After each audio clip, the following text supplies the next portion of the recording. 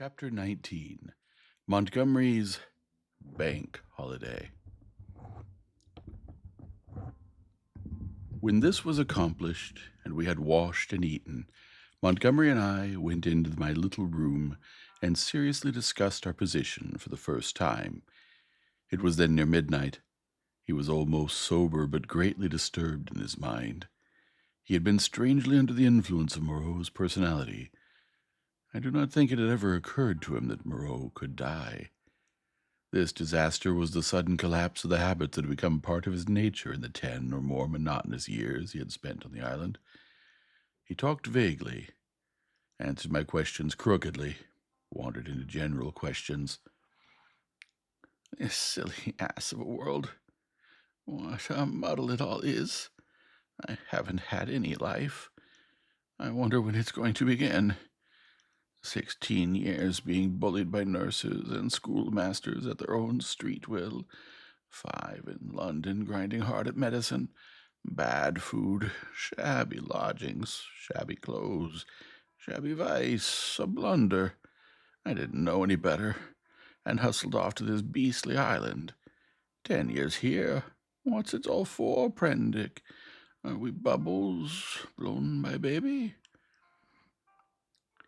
It was hard to deal with such ravings. The thing we have to think of now, said I, is how to get away from this island. What's the good of getting away? I'm an outcast. Where am I to join on? It's all very well for you, Prendick. Poor old Moreau. We can't leave him here to have his bones picked, as it is, and besides, what will become of the decent part of the beast folk? Well, that will do tomorrow. I've been thinking we might make the brushwood into a pyre and burn his body, and those other things. Then what will happen with the beast folk? I don't know. I suppose those that were made of beasts of prey will make silly asses of themselves, sooner or later. We can't massacre the lot, can we? I suppose that's what your humanity would suggest, but they'll change. They're sure to change. He talked thus inconclusively until at last I felt my temper going. Damnation! He exclaimed at some petulance of mine. Can't you see I'm in a worse hole than you are? And he got up and went for the brandy. Drink, he said, returning. You logic-chopping, chalky-faced saint of an atheist. Drink! Not I, said I, and sat grimly watching his face under the yellow paraffin flare, as he drank himself into a garrulous misery. I have a memory of infinite tedium. He wandered into a maudlin defense of the beast people and of Maling. Maling, he said, was the only thing that had ever really cared for him, and suddenly an idea came to him. I'm damned, said he, staggering to his feet and clutching the brandy bottle. By some flash of intuition I knew what it was he intended. You don't give drink to that beast, I said, rising and facing him. Beast, said he. You're the beast. He takes his liquor like a Christian. Come out of the way, Prendick. For God's sake, said I. Get out of the way, he roared, and suddenly whipped out his revolver.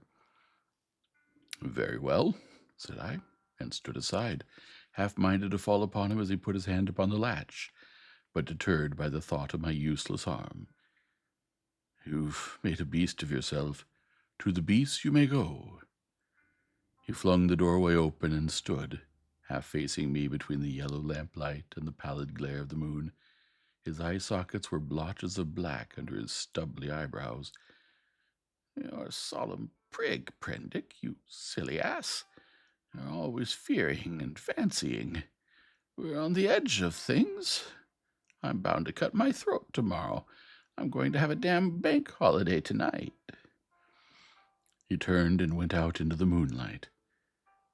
Maling, he cried. Maling, old friend.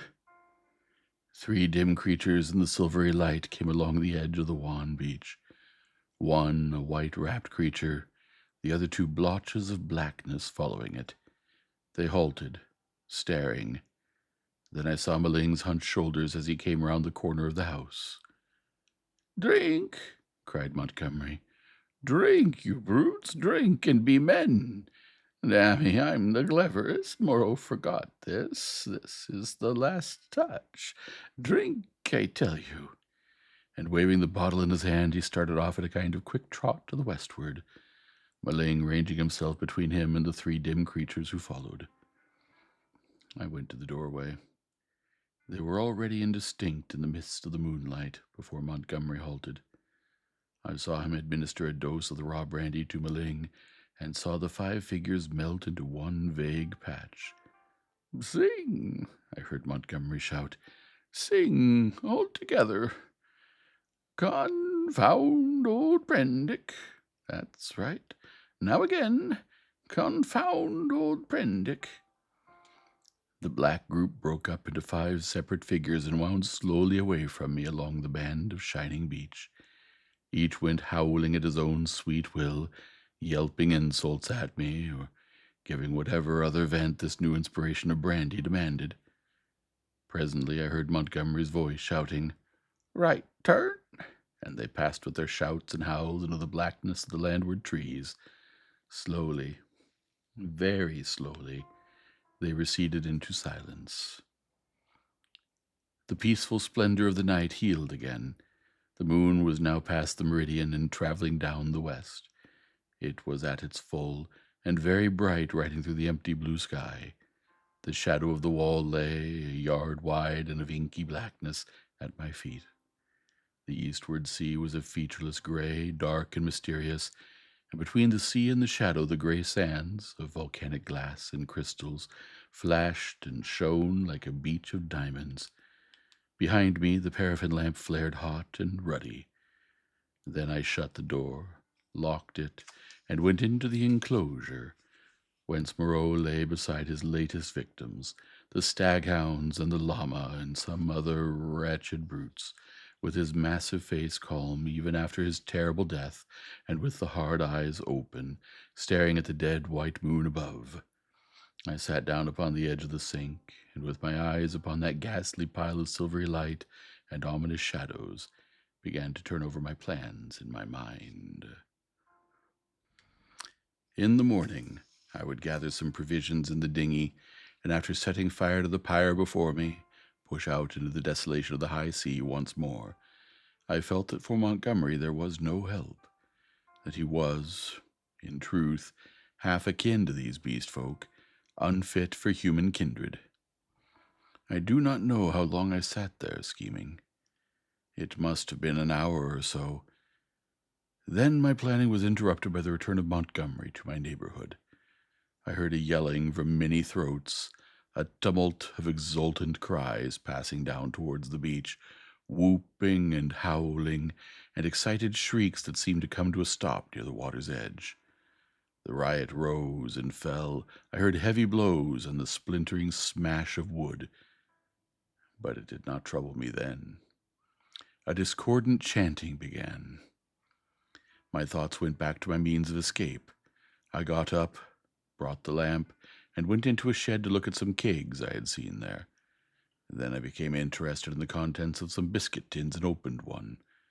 I saw something out of the tail of my eye, a red flicker, and turned sharply.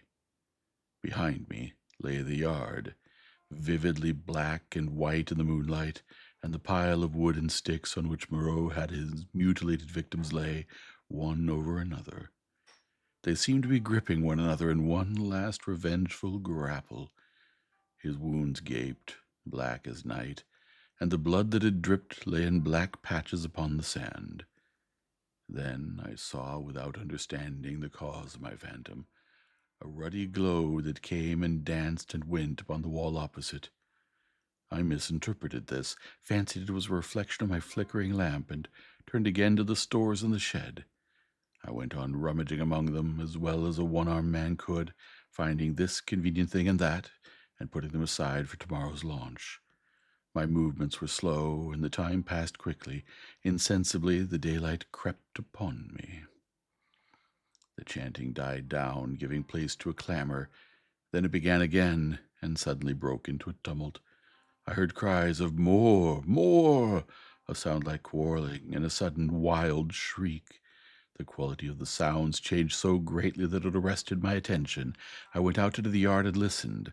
Then, cutting like a knife across the confusion, came the crack of a revolver. I rushed at once through my room to the little doorway. As I did so, I heard some of the packing cases behind me go sliding down and smash together with a clatter of glass on the floor of the shed.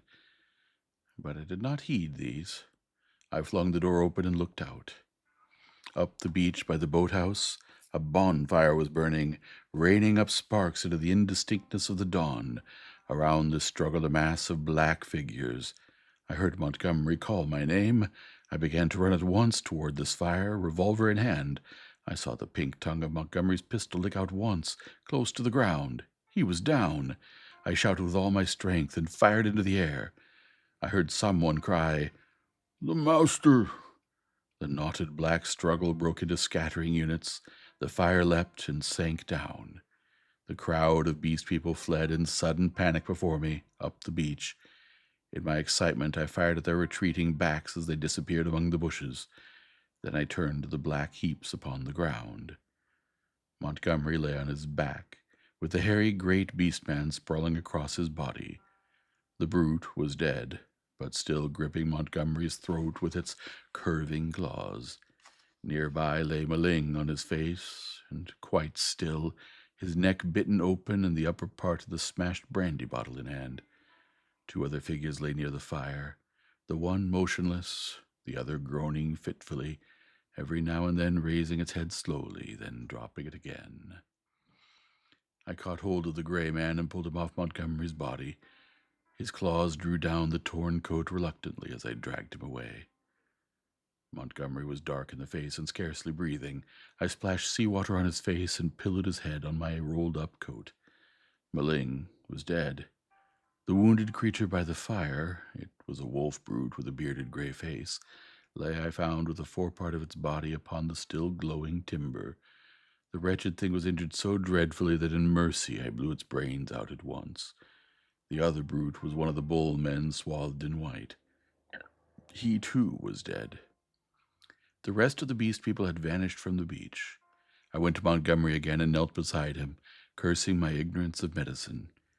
The fire beside me had sunk down, and only charred beams of timber glowing at the central ends and mixed with the gray ash of brushwood remained.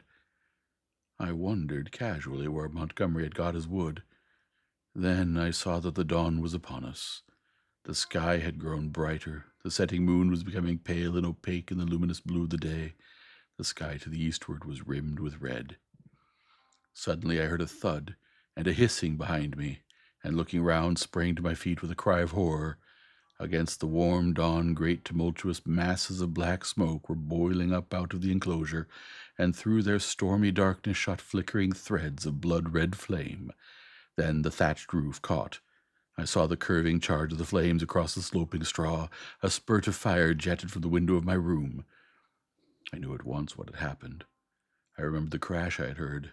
When I had rushed out to Montgomery's assistance, I had overturned the lamp. The hopelessness of saving any of the contents of the enclosure stared at me in my face. My mind came back to my plan of flight, and turning swiftly, I looked to see where the two boats lay upon the beach. They were gone. 2 axes lay upon the sands beside me. Chips and splinters were scattered broadcast, and the ashes of the bonfire were blackening and smoking under the dawn. Montgomery had burnt the boats to revenge himself upon me and prevent our return to mankind. A sudden convulsion of rage overtook me. I almost moved to batter his foolish head in as he lay there helpless at my feet. Then suddenly his hand moved, so feebly, so pitifully that my wrath vanished. He groaned and opened his eyes for a minute. I knelt down beside him and raised his head. He opened his eyes again, staring silently at the dawn, and then they met mine. The lids fell. "Sorry," he said presently with an effort. He seemed trying to think. "The last," he muttered, "the last of this silly universe. What a mess." I listened. His head fell helplessly to one side. I thought some drink might revive him, but there was neither drink nor vessel in which to bring drink at hand. He seemed suddenly heavier. My heart went cold. I bent down to his face, put my hand through the rent in his blouse. He was dead, and even as he died, a line of white heat, the limb of the sun, rose eastward beyond the projection of the bay, splashing its radiance across the sky and turning the dark sea into a weltering tumult of dazzling light. It fell like a glory upon his death-shrunken face. I let his head fall gently upon the rough pillow I had made for him, and stood up. Before me was the glittering desolation of the sea, the awful solitude upon which I had already suffered so much. Behind me the island, hushed under the dawn, its beast people silent and unseen. The enclosure, with all its provisions and ammunition, burnt noisily, with sudden gusts of flame, a fitful crackling, and now and then a crash. The heavy smoke drove up the beach away from me, rolling low over the distant treetops toward the huts in the ravine. Beside me were the charred vestiges of the boats and these 5 dead bodies. Then, out of the bushes, came 3 beast people with hunched shoulders, protruding heads, misshapen hands awkwardly held, and inquisitive, unfriendly eyes, and advanced towards me with hesitating gestures. Chapter 20. Alone with the Beast Folk. I faced these people, facing my fate in them, single-handed now, literally single-handed, for I had a broken arm. In my pocket was a revolver with 2 empty chambers. Among the chips scattered about the beach lay the 2 axes that had been used to chop up the boats. The tide was creeping in behind me. There was nothing for it but courage. I looked squarely into the faces of the advancing monsters. They avoided my eyes, and their quivering nostrils investigated the bodies that lay beyond me on the beach. I took 6 steps, picked up the blood-stained whip that lay beneath the body of the wolf-man, and cracked it. They stopped and stared at me. "Salute," said I. "Bow down." They hesitated. One bent his knees. I repeated my command, with my heart in my mouth, and advanced upon them. One knelt, then the other 2. I turned and walked toward the dead bodies, keeping my face towards the 3 kneeling beastmen, very much as an actor passing up the stage faces the audience. "They broke the law," said I, putting my foot on the sayer of the law. "They have been slain, even the sayer of the law, even the other with the whip. Great is the law, come and see." "None escape," said one of them, advancing and peering. "None escape," said I. "Therefore hear and do as I command." They stood up, looking questioningly at one another. "Stand there," said I. I picked up the hatchets and swung them by their heads from the sling of my arm, turned Montgomery over, picked up his revolver, still loaded in 2 chambers, and bending down to rummage, found 6 cartridges in his pocket. "Take him," said I, standing up again and pointing with the whip. "Take him and carry him out, and cast him into the sea." They came forward, evidently still afraid of Montgomery, but still more afraid of my cracking red whiplash, and after some fumbling and hesitation, some whip-cracking and shouting, they lifted him gingerly, carried him down to the beach, and went splashing into the dazzling welter of the sea. "On," said I. "Carry him far." They went in up to their armpits and stood regarding me. "Let go," said I, and the body of Montgomery vanished with a splash. Something seemed to tighten across my chest. "Good," said I, with a break in my voice, and they came back, hurrying and fearful to the margin of the water, leaving long wakes of black in the silver. At the water's edge they stopped, turning and glaring into the sea, as though they presently expected Montgomery to arise therefrom and exact vengeance. "Now these," said I, pointing to the other bodies. They took care not to approach the place where they had thrown Montgomery into the water, but instead carried the 4 dead beast people slantingly along the beach for perhaps 100 yards before they waded out and cast them away. As I watched them disposing of the mangled remains of Maling, I heard a light footfall behind me, and turning quickly, saw the big hyena swine perhaps a dozen yards away. His head was bent down, his bright eyes were fixed upon me, his stumpy hands clenched and held close by his side. He stopped in this crouching attitude when I turned, his eyes a little averted. For a moment we stood eye to eye. I dropped the whip and snatched at the pistol in my pocket, for I meant to kill this brute, the most formidable of any left now upon the island, at the first excuse. It may seem treacherous, but so I was resolved. I was far more afraid of him than of any other 2 of the beast folk. His continued life was, I knew, a threat against mine. I was perhaps a dozen seconds collecting myself. Then cried I, "Salute! Bow down!" His teeth flashed upon me in a snarl. "Who are you that I should?" Perhaps a little too spasmodically, I drew my revolver, aimed, quickly fired. I heard him yelp, saw him run sideways and turn, knew I had missed, and clicked back the cock with my thumb for the next shot. But he was already running headlong, jumping from side to side, and I dared not risk another miss. Every now and then he looked back at me over his shoulder. He went slanting along the beach and vanished beneath the driving masses of dense smoke that were still pouring out from the burning enclosure. For some time I stood staring after him. I turned to my 3 obedient beast folk again and signaled them to drop the body they still carried. Then I went back to the place by the fire where the bodies had fallen and kicked the sand until all the brown bloodstains were absorbed and hidden. I dismissed my 3 serfs with a wave of the hand and went up the beach into the thickets. I carried my pistol in my hand, my whip thrust with the hatchets in the sling of my arm. I was so anxious to be alone, to think out the position in which I was now placed. A dreadful thing that I was only beginning to realize was that over all this island there was now no safe place where I could be alone and secure to rest or sleep. I had recovered strength amazingly since my landing, but I was still inclined to be nervous and to break down under any great stress. I felt that I ought to cross the island and establish myself with the beast people, and make myself secure in their confidence. But my heart failed me. I went back to the beach, and turning eastward past the burning enclosure, made for a point where a shallow spit of coral ran out towards the reef. Here I could sit down and think, my back to the sea and my face against any surprise. And there I sat, chin on knees, the sun beating down upon my head, and unspeakable dread in my mind, plotting how I could live on against the hour of my rescue, if rescue ever came.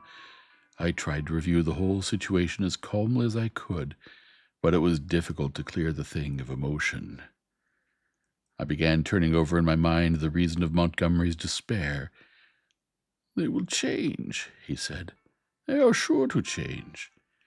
And Moreau, what was it that Moreau had said? "The stubborn beast flesh grows day by day back again." Then I came round to the hyena swine. I felt sure that if I did not kill that brute, he would kill me. The sayer of the law was dead. Worse luck. They knew now that we of the whips could be killed, even as they themselves were killed. Were they peering at me already out of the green masses of ferns and palms over yonder, watching until I came within their spring? Were they plotting against me?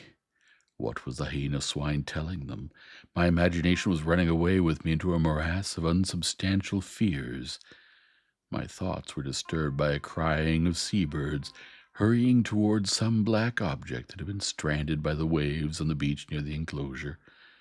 I knew what that object was, but I had not the heart to go back and drive them off.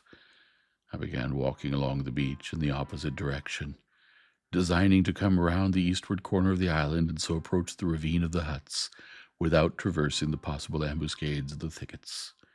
Perhaps half a mile along the beach, I became aware of one of my 3 beast folk advancing out of the landward bushes towards me. I was now so nervous with my own imaginings that I immediately drew my revolver. Even the propitiatory gestures of the creature failed to disarm me. He hesitated as he approached. "Go away," cried I. There was something very suggestive of a dog in the cringing attitude of the creature. It retreated a little way, very like a dog being sent home, and stopped, looking at me imploringly with canine brown eyes. "Go away. Do not come near me." "May I not come near you?" it said. "No, go away," I insisted, and snapped my whip. Then, putting my whip in my teeth, I stooped for a stone, and with that threat drove the creature away. So in solitude, I came round by the ravine of the beast people, and hiding among the weeds and reeds that separated this crevice from the sea, I watched such of them as appeared, trying to judge from their gestures and appearance how the death of Moreau and Montgomery and the destruction of the House of Pain had affected them. I know now the folly of my cowardice. Had I kept my courage up to the level of the dawn, had I not allowed it to ebb away in solitary thought, I might have grasped the vacant scepter of Moreau and ruled over the beast people. As it was, I lost the opportunity and sank to the position of a mere leader among my fellows. Towards noon, certain of them came and squatted, basking in the hot sand. The imperious voices of hunger and thirst prevailed over my dread. I came out of the bushes, and, revolver in hand, walked down towards these seated figures. One, a wolf woman, turned her head and stared at me, and then the others. None attempted to rise or salute me. I felt too faint and weary to insist, and I let the moment pass. "I want food," said I, almost apologetically, and drawing near. "There is food in the huts," said an ox-boar man drowsily, and looking away from me. I passed them and went down into the shadow and odors of the almost deserted ravine. In an empty hut I feasted on some fruit, and then, after I had propped some branches and sticks about the opening, and placed myself with my face towards it and my hand upon the revolver, the exhaustion of the last 30 hours claimed its own, and I fell into a light slumber, hoping that the flimsy barricade I had erected would cause sufficient noise in its removal to save me from surprise.